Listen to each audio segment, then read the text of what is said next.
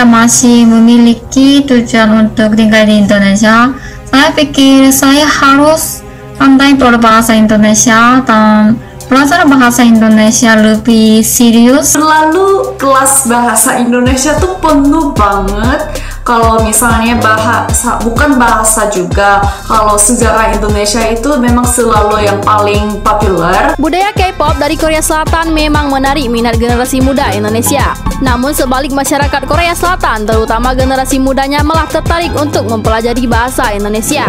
Ini menjadi kebanggaan sendiri bagi kita. Mengapa bahasa Indonesia? Bismillahirrahmanirrahim. Assalamualaikum warahmatullahi wabarakatuh.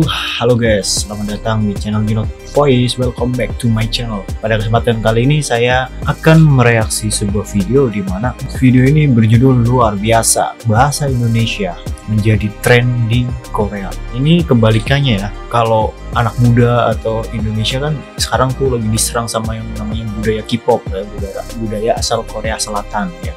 Tapi di sana kebalikannya, bahwasanya di sana sedang tren bahasa Indonesia justru disukai oleh anak-anak muda atau pelajar-pelajar di Korea Selatan.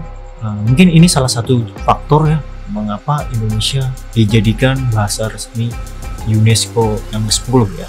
Saya juga penasaran sih gitu. Mari kita ke videonya bareng-bareng ya.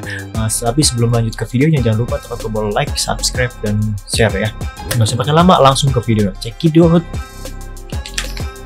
Budaya K-pop dari Korea Selatan memang menarik minat generasi muda Indonesia. Namun sebalik masyarakat Korea Selatan, terutama generasi mudanya malah tertarik untuk mempelajari bahasa Indonesia. Ini menjadi kebanggaan sendiri bagi kita. Mengapa bahasa Indonesia begitu mendunia? Bagi generasi muda Korea, bahasa Indonesia menjadi sebuah tren. Seperti yang kita tahu bahwa bahasa asing seperti bahasa Inggris adalah bukan bahasa yang mudah untuk dipelajari. Investasi perusahaan yang banyak bekerja sama dengan Indonesia dari berbagai bidang. Misalnya perusahaan kosmetik dengan tujuan menciptakan lapangan pekerjaan baru bagi industri Indonesia, sehingga dapat mempelajari dan memperkenalkan brand asli Korea yang terkenal dan fresh di Indonesia. Lantas, bagaimana bisa banyak orang Korea Selatan yang berminat mempelajari bahasa Indonesia? Berikut faktanya. Dunia seleb.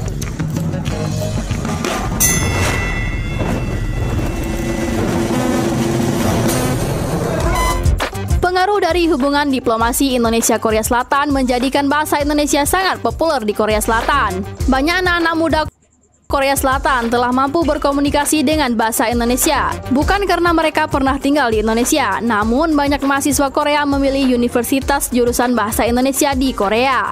Saya sangat suka, tapi saya juga suka gedung bahasa. Ya, di sini. Gedung ini karena ada kantor saya di sini. Dalam jurnal yang berjudul Potensi dan Tantangan Bahasa Indonesia sebagai Bahasa Internasional, Park Jae-hyun tahun 2015 bertulis tentang pendidikan berbahasa Indonesia di Korea Selatan. Park Jae-hyun merupakan orang Korea, sekaligus mahasiswa di Hankook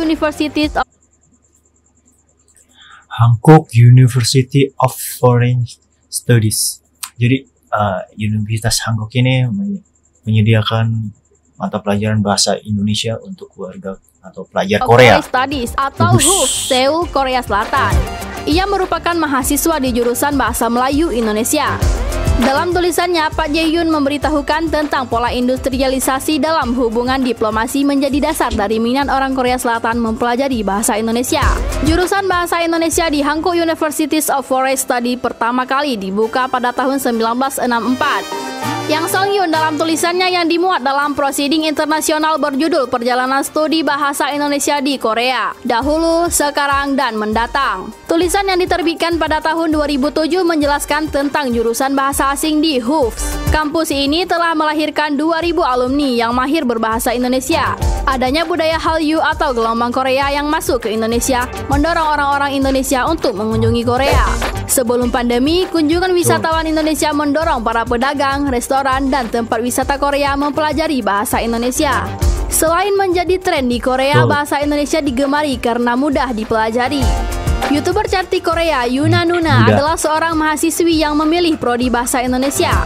Aku kan jurusannya bahasa Indonesia, terus kalau jurusan jumlahnya cuman kalau satu angkatan 30 Ia orang. menggambarkan bagaimana warga negara Korea Selatan sangat antusias untuk mempelajari bahasa Korea. Ketika Yuna masuk kuliah, ada mahasiswa baru 100 orang di fakultasnya. Kuota untuk jurusan bahasa Indonesia hanya 10 orang, namun yang 100 mendaftar orang. hampir sepertiganya. 10 orang. Yuna menjadi satu di antara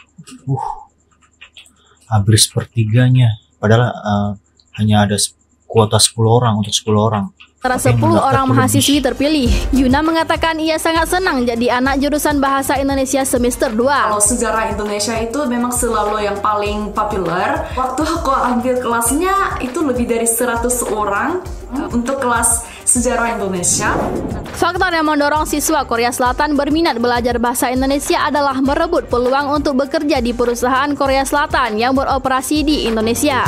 Karena hal inilah, jika mereka memiliki kemampuan berbahasa Indonesia, maka kesempatan diterima di perusahaan Korea yang berinvestasi di Indonesia makin terbuka. Bahkan saat ini sudah ada sekolah menengah atas di Korea Selatan yang mengajari bahasa Indonesia.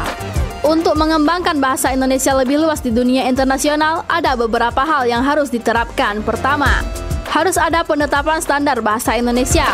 Mengingat Malaysia menggunakan bahasa Melayu, sementara Indonesia dengan bahasa Indonesianya. Bahasa Melayu dan bahasa Indonesia memiliki perbedaan pada tata bahasa dan dialeknya. Bahasa Indonesia dan bahasa Melayu memiliki perbedaan dalam tata letak segi kata. Standar ujian bahasa Indonesia secara internasional seperti TOEFL atau IELTS untuk bahasa Inggris yang berlaku secara internasional. Dan yang ketiga, pembelajaran dari segi budaya. Oleh karena itu, guru bahasa Indonesia untuk orang asing atau pengajar bahasa Indonesia untuk penutur asing harus memperkaya pengetahuannya dengan budaya Indonesia agar mampu menarik minat anak didiknya. Keempat, pembelajaran bahasa Indonesia dengan metode pembelajaran campuran, di mana pengajar BIPA tidak selalu menerangkan materinya secara terperinci di kelas, tetapi juga mampu membuat aktivitas pembelajaran lain yang mendukung materi yang diberikan, termasuk menggunakan metode e-learning. Saya juga pernah belajar sejarah Indonesia, Majapahit. Wih, sampai belajar sejarah ya, sejarah kerajaan Indonesia, termasuk kerajaan Majapahit mereka pelajari. Itu keren. Keren. Soalnya kenapa saya bilang keren dan saya respect? Karena kadang pemuda zaman sekarang Indonesia tuh ada yang kurang paham sejarah tentang kerajaan-kerajaan gitu di Indonesia. Gak semuanya ya. Sriwijaya. Saya tahu. Pusing-pusing. Bahasa Indonesia mulai dikenal warga negara Korea semenjak tahun 1957, dibarengi dengan pembukaan program studi yang mempelajari budaya dan bahasa Melayu Indonesia. 1957 itu udah lama ya, itu udah diketahui, udah dikenal sama KBRI dukung promosi bahasa Indonesia seperti Hankook Universities for Studies yang mulai mendirikan program studi kajian Melayu Indonesia di tahun 1964. Langkah mempromosikan bahasa Indonesia didukung penuh oleh Kedutaan Besar Republik Indonesia di Seoul. Halo teman-teman Indonesia, apa kabar? Nama saya Yoga. Bagas. Santi. Maya. Mahara. Dita. Didia. Kita. Ilong. Indang. Seperti yang disampaikan oleh Atase Pendidikan dan Kebudayaan KBRI Seoul, Gogot Suharwanto yang turut menjadi pemateri. Menurut Gogot, KBRI Seoul secara rutin telah menggelar Advanced Management Program. Selain rutin memfasilitasi warga Korea Selatan yang berminat belajar bahasa Indonesia melalui program BIPA. Advanced Management Program adalah program pengenalan sosial budaya Indonesia termasuk bahasa bagi para eksekutif perusahaan Korea Selatan, terutama bagi perusahaan yang akan berinvestasi di Indonesia. Pengembangan bahasa Indonesia di Korea Selatan mendapat perhatian khusus karena Korea Selatan termasuk salah satu negara mitra investasi dan perdagangan utama kita. Oke guys, berikut tadi adalah beberapa alasan mengapa bahasa Indonesia menjadi tren di kalangan anak-anak muda atau pelajar-pelajar di Korea. Itu tadi penjelasan salah satu beberapa faktornya ya. Terus ada tambahan sedikit buat saya faktornya mengapa bahasa Indonesia bisa menjadi familiar di Korea Selatan, diminati. Itu mungkin salah satunya menurut saya pertukaran gitu. Contoh, Korea, drakor, dari drakor aja nih ya, peminat di Indonesia pun kan banyak, itu sangat laku di Indonesia. Jadi kemungkinan kayak produser-produser film di Korea itu sampai ada yang bikin salah satu adegan dengan menggunakan bahasa Indonesia, ya kan, itu untuk menarik minat orang-orang Indonesia itu terhadap drakor. Terus selalu itu meningkatkan wisata di Korea gitu kan, banyak orang-orang Indonesia tuh yang berlibur ke Korea.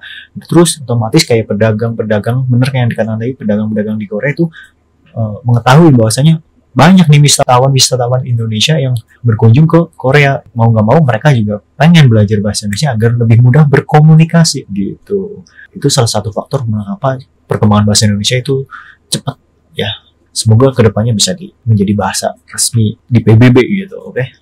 Semoga saya juga berharap bahasa Melayu seenggaknya berdiri dulu ya di saya nggak mau bukan mau ngejek, tapi saya memberi semangat, semoga bahasa Melayu harus jadi tuan rumah dulu di Malaysia biar seperti bahasa Indonesia. Oke, jika ada tambahan dari teman-teman tulis di kolom komentar. Saya Junot undur diri. Assalamualaikum warahmatullahi wabarakatuh. Bye.